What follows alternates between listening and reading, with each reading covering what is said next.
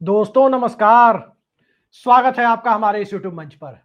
दोस्तों बड़ी विचित्र स्थिति है और विचित्र स्थिति इसलिए है क्योंकि जो आदेश सुप्रीम कोर्ट देता है, किसी संस्था को देता है, किसी संवैधानिक निकाय को देता है, उस आदेश के जवाब में जिस प्रकार की प्रतिक्रिया उस संस्था या निकाय की तरफ से दी जाती है, कम से कम लोकतंत्र में जहां संस्थाओं की इज्जत सबसे बड़ी सफलता की गारंटी होती है, वहां देखने को नहीं मिल रही है। ताजा मामला चुनाव आयोग का है। चुनाव आयोग को सुप्रीम कोर्ट ने कहा था कि जो 65 लाख वोटर बिहार में हटाए गए हैं, जो एसआईआर की पूरी प्रक्रिया के दरमियान हटाए गए, उस हटाए गए 65 लाख वोटरों का लिस्ट, उनकी जो पूरी सूची है, वो कोर्ट को भी मुहैया कराए और एडीआर जैसी संस्थाएं जो पिटिशनर हैं, जिन्होंने याचिका दायर की है, उन्हें भी मुहैया कराए। लेकिन उसके जवाब में सुप्रीम कोर्ट में जो जवाब दाखिल किया चुनाव आयोग ने, इलेक्शन कमीशन ऑफ इंडिया ने, वो जवाब सबको हैरान कर देने वाला है। क्योंकि उस जवाब में चुनाव आयोग ने कहा है कि न तो वो इस सूची को सुप्रीम कोर्ट या किसी को देने के लिए बाध्य है और न ही इसकी वजह बताएगा कि क्यों वो ये सूची सबको नहीं दे रहा है।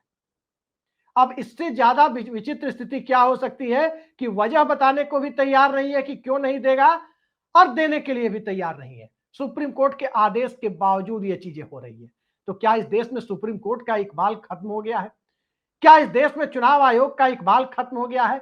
और क्या इस देश में संस्थाओं के द्वारा एक दूसरे की म्यूचुअल रेस्पेक्ट, संस्थाओं के अपने अपने दायरे का अतिक्रमण न करने की जो परंपरा रही है, वो परंपरा अब खत्म से हो चली है? सत्ता का कौन बड़ा पिट्ठू है, कौन सबसे बड़ा पिट्ठू है और कौन उनसे भी बड़ा पिट्ठू है, ये कंपटीशन मौजूदा दौर में तो नहीं चल रहा है। क्योंकि इस कंपटीशन के बिना, इस अघोषित कंपटीशन के बिना यह संभव नहीं है कि कोई भी संवैधानिक संस्था इस देश के संविधान की संरक्षक यानी सुप्रीम कोर्ट के आदेश की अवहेलना करे। और ये कोई पहला मामला नहीं है दोस्तों, अमृतकाल का दौर है। तो इस अमृतकाल के दौर में नरेंद्र मोदी ने जो अमृतकाल घोषित किया, उनकी सरकार ने जिस अमृतकाल की परिकल्पना की, हजार वर्षों के भारत के विकास का खाका लोगों को सुनाया, उस अमृतकाल में इसके पहले भी ऐसी चीजें हुई है। पहले कब हुई थी? जब इलेक्टोरल बॉन्ड पर सुप्रीम कोर्ट ने कहा कि किसने पैसा दिया, क्या दिया, कब दिया, कितना दिया, ये बताया जाना चाहिए, नागरिकों को ये जानने का हक है।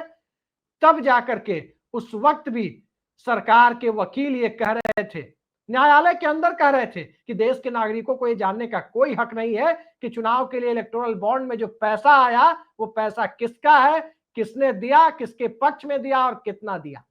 तब जाकर सुप्रीम कोर्ट ने कड़ी फटकार लगाई और संविधान पीठ का फैसला आया कि इलेक्टोरल बॉन्ड की पूरी प्रक्रिया अवैध है और इलेक्टोरल बॉन्ड में अब तक जितने लोगों ने पैसा दिया उनकी जानकारी सार्वजनिक की जानी चाहिए। और ये अब दूसरा मामला है।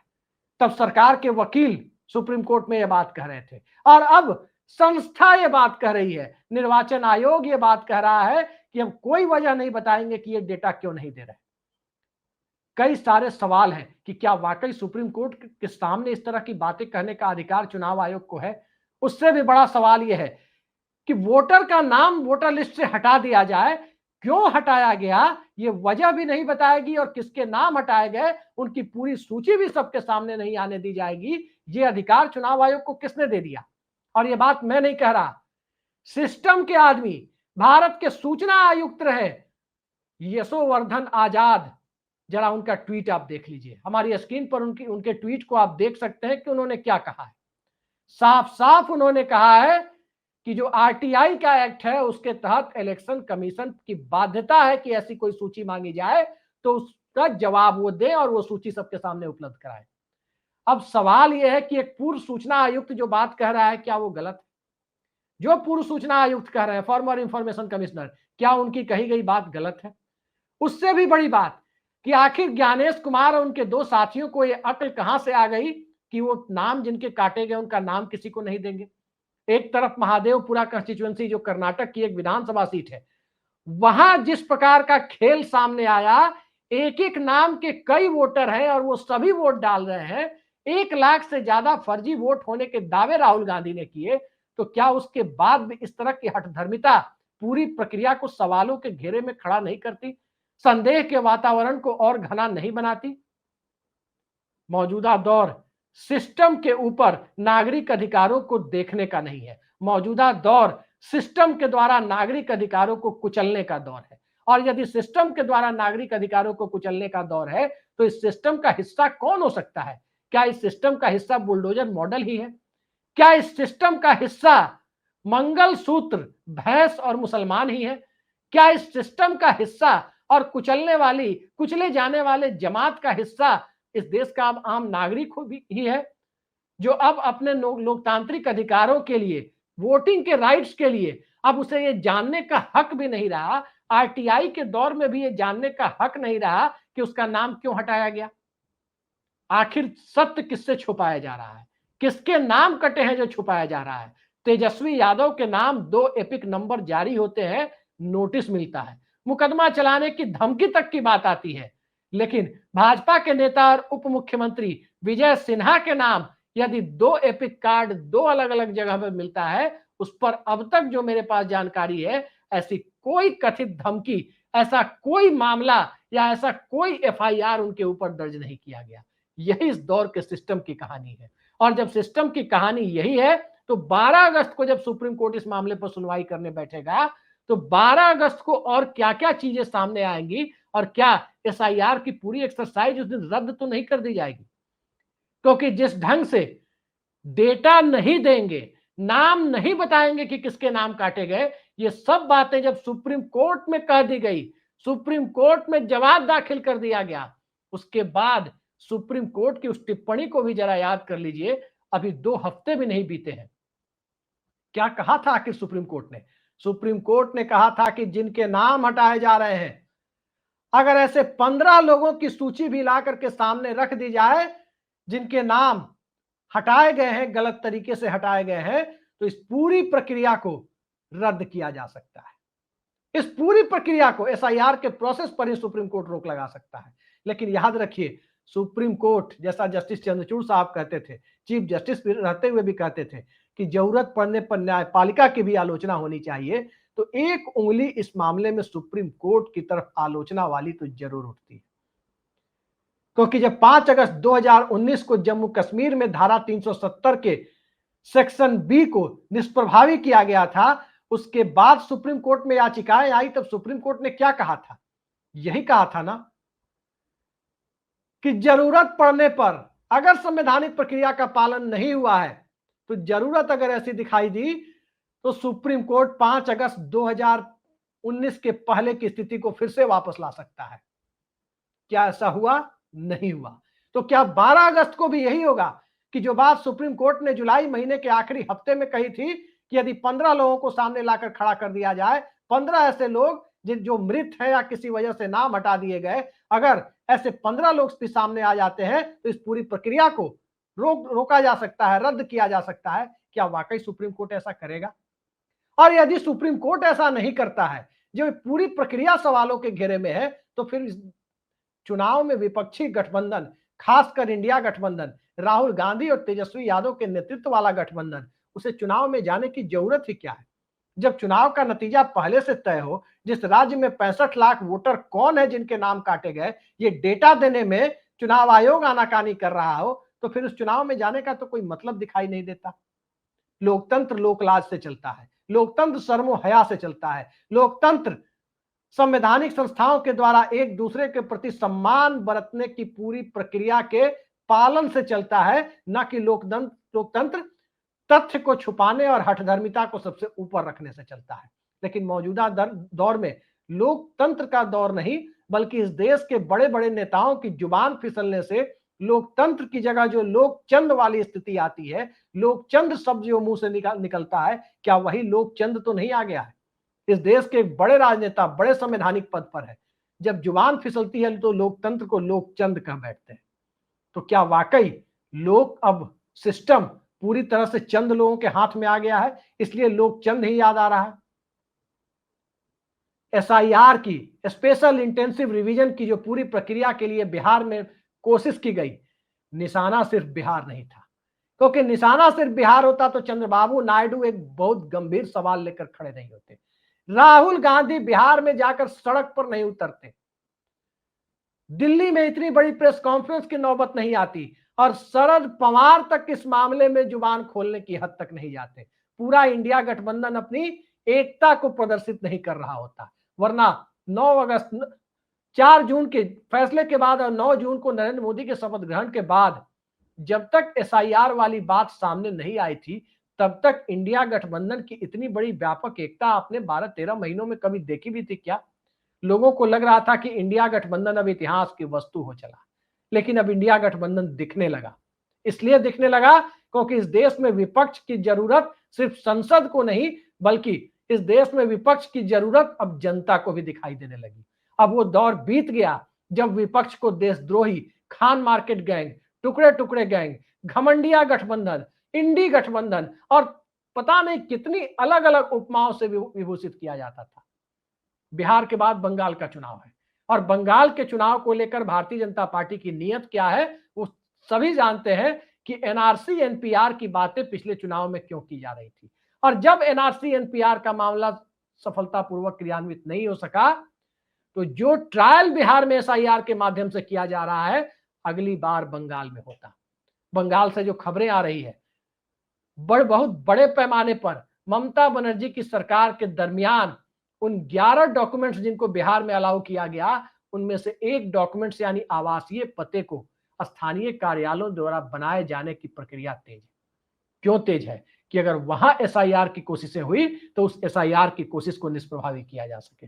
क्या इस तरह से डेमोक्रेसी चलेगी कि एसआईआर को, चुनाव आयोग के फरमान को निष्प्रभावी करने के लिए राज्य सरकारों को कुछ एक्स्ट्रा कोशिशें करनी पड़े? और राज्य सरकारों को यदि संवैधानिक संस्थाओं के फरमान को नकारने के लिए, उसे निष्प्रभावी बनाने के लिए कोशिशें करनी पड़ती है, इसका सीधा मतलब यही होता है कि संवैधानिक संस्थाएं केंद्र सरकार की पिट्ठू तो नहीं हो गई, केंद्र सरकार के पीछे रेंगने तो नहीं लगी हैं। एक जमाने में सूचना प्रसारण मंत्री लाल कृष्ण आडवाणी ने इमरजेंसी के दौर की मीडिया को याद करते हुए कहा था और मीडिया को संबोधित करते हुए कहा था कि आपको तो इमरजेंसी के दरमियान झुकने के लिए कहा गया था, लेकिन आप तो रेंगने लगे थे।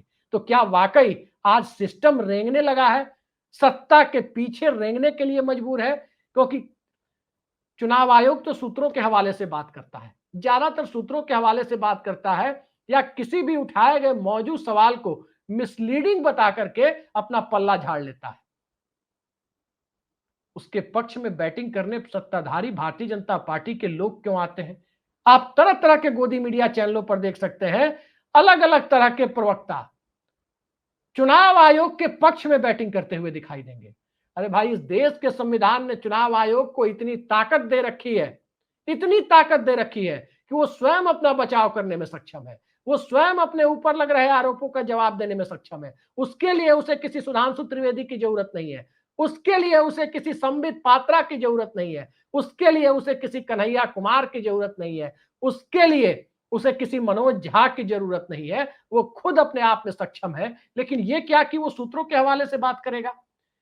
बिहार में provisional voter list, draft voter list का पहले पीडीएफ अपलोड किया जाएगा और फिर उसके 10 दिन के बाद, 9 दिन के बाद पीडीएफ हटाकर स्कैन कॉपी अपलोड कर दी जाएगी। ये खेल भला लोग समझ नहीं रहे हैं क्या? और जिस वक्त स्कैन कॉपी अपलोड की गई, चुनाव आयोग को भी बखूबी पता था कि जब पीडीएफ अपलोड किया गया, घंटे भर के भीतर सभी पॉलिटिकल पार्टियां जो बिहार में एक्टिव हैं, सबने उस पीडीएफ को डाउनलोड कर लिया था। एक एक कंस्टिट्यूएंसी की पीडीएफ को डाउनलोड कर लिया। पीडीएफ हटाया क्यों गया? ये बड़ा महत्वपूर्ण सवाल है।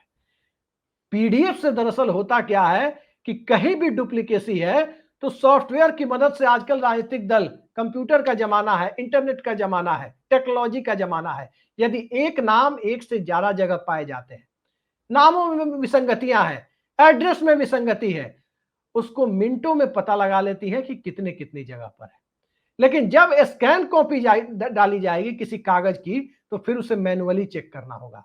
पीडीएफ को मैन्युअली नहीं बल्कि सॉफ्टवेयर की मदद से मिनटों में चेक किया जा सकता है, डुप्लीकेसी को पकड़ा जा सकता है। जैसे महादेवपुरा कंस्टिट्यूएंसी में कर्नाटक के मामले में पकड़ा गया और राहुल गांधी ने प्रेस कॉन्फ्रेंस कर लोगों के सामने अपनी तरफ से सबूत देने की कोशिश की।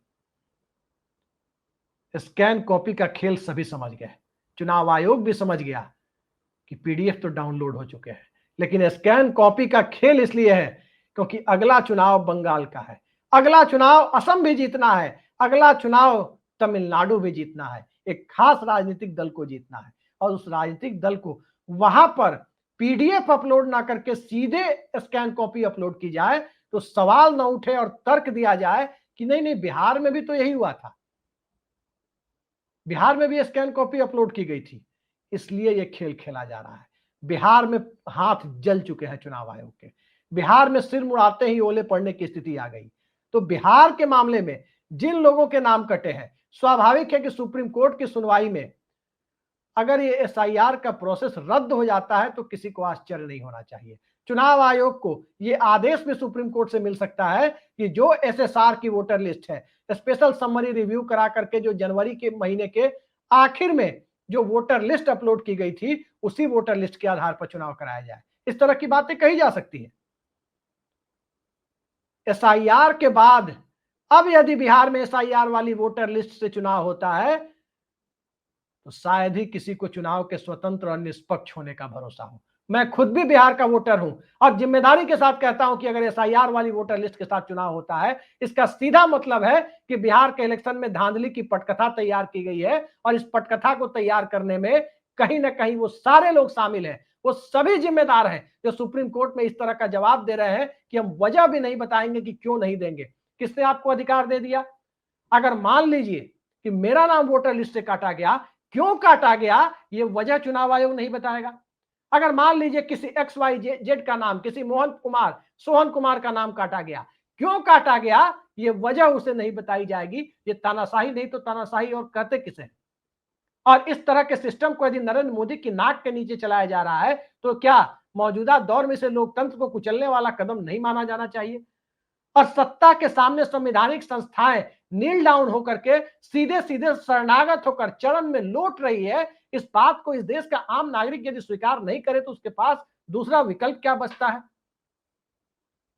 कई सारे ऐसे सवाल हैं जहां कसौटी पर चुनाव आयोग नहीं है, कसौटी पर नरेंद्र मोदी और राहुल गांधी नहीं है, बल्कि कसौटी पर इस देश की लोकतांत्रिक व्यवस्था है। 140 करोड़ लोगों के रूप में दुनिया के सबसे बड़े लोकतंत्र की जो भूमिका होनी चाहिए, उस भूमिका के पहले जब लोकतंत्र और लोकतंत्र की प्रक्रिया ही सवालों में आ जाए तो फिर भूमिका निभाने वाली बात तो छोड़ दीजिए कि भूमिका निभाने की स्थिति तक कोई सोचेगा भी। आज तो लोकतंत्र अपनी भूमिका को लेकर सवालों के घेरे में है। लोकतंत्र अपनी भूमिका को भारत के अंदर तलाशते हुए दिखाई दे रहा है, लोकतांत्रिक प्रक्रिया अपनी भूमिका को तलाशते हुए दिखाई दे रही है। तो आगे भारत अपनी भूमिका का निर्वाह करेगा। इस तरह की सोच, इस तरह का मुगालता यदि किसी व्यक्ति को है तो उस व्यक्ति की बुद्धि की बलिहारी ही माननी होगी। देखते हैं आने वाले वक्त में सर्वोच्च न्यायालय इस हठधर्मिता के ऊपर कि ना वजह बताएंगे, ना नाम बताएंगे और स्कैन कॉपी अपलोड करके छिपाने की भी कोशिश करेंगे ताकि मैनुअल चेकिंग करने की स्थिति आ जाए। फुटेज नहीं दिखाएंगे सीसीटीवी की और फुटेज दिखाने की बात पर यह कहेंगे कि 273 साल लग जाएंगे फुटेज देखने में। ये बातें जब सामने आ जाए तब तो यह भी माना जाना चाहिए कि कुछ सालों पहले मैंने अखबारों में देखा था कि कहा गया था कि सुप्रीम कोर्ट और हाई कोर्ट और लोअर कोर्ट में इस देश की अदालतों में जितने मुकदमे लंबित हैं, यदि इसी रफ्तार से सुनवाई होती रही तो तकरीबन उसमें 400 साल लगेंगे। तो क्या इसका मतलब न्यायालयों को बंद कर देना चाहिए और मुकदमे लेने ही बंद कर देने चाहिए, मुकदमे ही दर्ज करने बंद कर देने चाहिए? लेकिन चुनाव आयोग तो चुनाव आयोग ठहरा। अशोका रोड पर मौजूद होने के बावजूद भूमिका अशोका जैसी नहीं, भूमिका यदि चुनाव आयोग की औरंगजेब जैसी दिखाई दे तो यही कहा जा सकता है कि अशोका रोड से इस बिल्डिंग को हटा दिया जाना चाहिए और जिस औरंगजेब रोड का नाम बदला गया उस औरंगजेब रोड का नाम वापस से दे करके वही चुनाव आयोग की बिल्डिंग को शिफ्ट कर दिया जाना चाहिए। आज के लिए इतना ही। नमस्कार।